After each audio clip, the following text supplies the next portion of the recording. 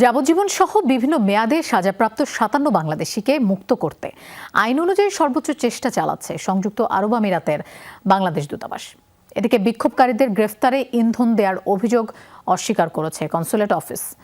আটক প্রবাসীদের সহায়তায় স্বপ্রণোদিত হয়ে এগিয়ে এসেছেন বাংলাদেশি আইনজীবী ওলোরা আফরিন। এরই মধ্যে তিনি বেশ কয়েকজনের তথ্য সংগ্রহ করে পাঠিয়েছেন সংশ্লিষ্ট বিভিন্ন দফতরে। দুবাই থেকে সহকর্মী মেহেদি রুবেলের প্রতিবেদনে দেখুন বিস্তারিত। শিয়া বাটার ও ভিটামিন ই সমৃদ্ধ lily glam beauty soap. Lily, always beautiful. বৈষম্য বিরোধী ছাত্র আন্দোলনে সংহতি জানিয়ে বিশ্বের বিভিন্ন দেশেও প্রবাসী বাংলাদেশিদের অংশগ্রহণে বিক্ষোভ অনুষ্ঠিত হয়। তবে প্রতিবাদ কর্মসূচিতে অংশ নিয়ে বিপাকে পড়েন সংযুক্ত আরব আমিরাতে বসবাসরত ৫৭ বাংলাদেশি। দেশটিতে বিক্ষোভ সমাবেশ নিষিদ্ধ হওয়ায় যাবজ্জীবন সহ বিভিন্ন মেয়াদে সাজা হয়েছে তাদের।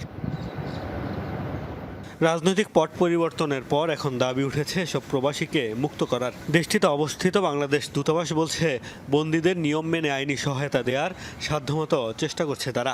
ঢাকাতে ইউএই এমবাসি আছে, তার সাথেও তারা যোগাযোগ করছে। এটা শুধু এক জায়গা থেকে তো না, দুই জায়গা থেকে ডাবল অ্যাপ্রোচ তারা নিয়েছে। আর আমাদের ভিয়েনা কনভেনশনে যে ম্যান্ডেট আছে সেই অনুসারে আমরা কাজ করে যাচ্ছি। বললাম ২২ জুলাই থেকে আমরা কাজ করে যাচ্ছি। এদিকে বিক্ষোভকারীদের গ্রেফতারে দুবাইয়ের বাংলাদেশ কনসুলেটের বিরুদ্ধে ইন্ধন দেওয়ার অভিযোগ উঠলেও তা অস্বীকার করেছেন কনসাল জেনারেল। অনেকে বলেছেন যে এখানে বাংলাদেশ কনসুলেট জেনারেল সহযোগিতা করে নাই বা তালিকা দিয়েছে। এই বিষয়গুলো একেবারেই ভিত্তিহীন, কারণ এটির কোনো সুযোগই নেই। সেখানে শত শত মানুষ সেই প্রোটেস্টে অংশগ্রহণ করেছে। তাদেরকে কেউই আমরা চিনি না।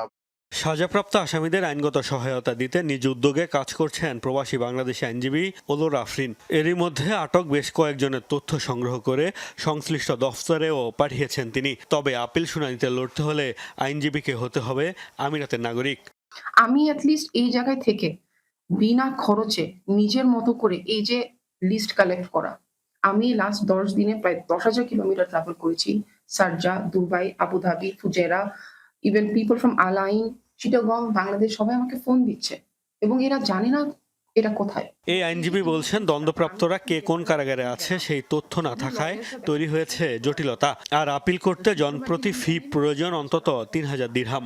এছাড়া রয়েছে আটকের ৩০ দিনের মধ্যে আপিলের বাধ্যবাধকতা। আটক বাংলাদেশিদের মুক্ত করতে অন্তর্বর্তী সরকারের কূটনৈতিক প্রচেষ্টার দাবি তুলেছেন প্রবাসীরা। মোস্তফা মাহমুদ, যমুনা নিউজ।